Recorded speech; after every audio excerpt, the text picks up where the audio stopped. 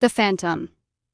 Based on the novel by Donald Hawkins, the following story contains gruesome content, strong language, and scenes of violence. Viewer discretion is strongly advised. Scene 1. Amanda's apartment. Night. It was 11:45 p.m. when the phone rang. Amanda had almost forgotten about her shift. "Hello," she answered. "This is Bob," said the voice on the other end. "Just letting you know you're late for work." "Oh, sorry, I didn't know it was my shift tonight. I'll be there in 5 minutes." Bob paused. "Did you hear the radio?" "No. Why?" "There's something out there," he said slowly. "Killing and gutting young women in their 20s. That's all I know so far." A chill ran down Amanda's spine. "No, I haven't heard anything about that." "Well," Bob said quietly, "be safe out there." "Okay, I will try." She hung up the phone. The apartment felt suddenly smaller, the shadows in the corners darker than before. "Okay, I'm late for work. Where did I put my keys?" "Oh, there they are." She grabbed her keys and walked out the door. Scene 2. The driveway. Night. The night air was cold. The streetlights flickered above the driveway. Amanda stepped outside and froze. Standing near her car was a figure. Tall. Featureless. Dark as a shadow given form. "Who's there?" she called out, her voice trembling. "Show yourself!" The figure did not speak. It simply turned toward her. Amanda ran. She sprinted to her car, jammed the key into the ignition. The engine cranked. Nothing. She tried again.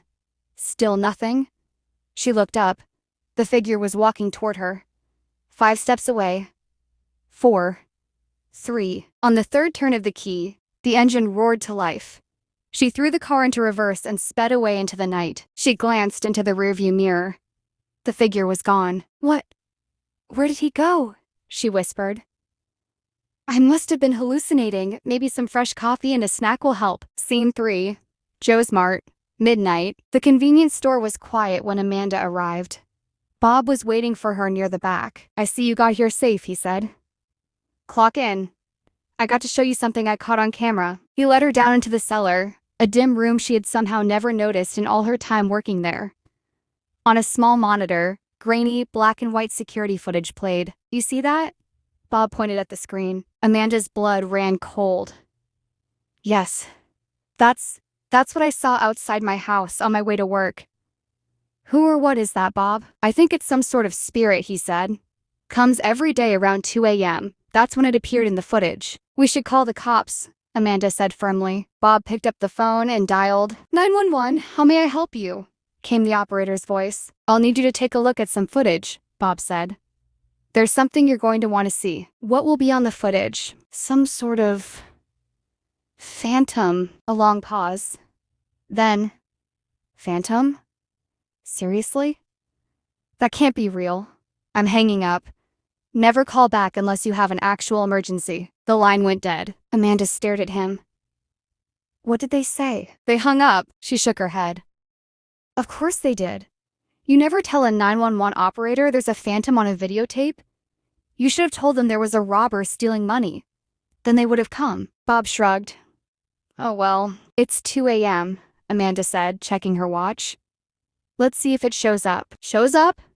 Bob backed toward the stairs. "I don't think so. I'm going home." "Stop being such a baby." "No, I'm serious. I'm not staying." "All right then," she said. "Leave. I can do this myself." And with that, Bob was gone. Scene 4. The kitchen. 2:30 a.m. Amanda waited alone in the kitchen area. The clock ticked. The fluorescent lights hummed.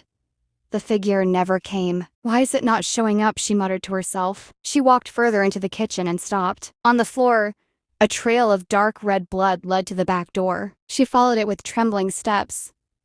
At the door, she found Bob's body. She screamed. She slammed and locked the back door, then sprinted to the front and locked that too. "That was close," she gasped. "I hope it doesn't catch me. I'm really too young to die." Then the radio crackled on. "There's been a slaughter north and east on Wheat Street," the announcer said.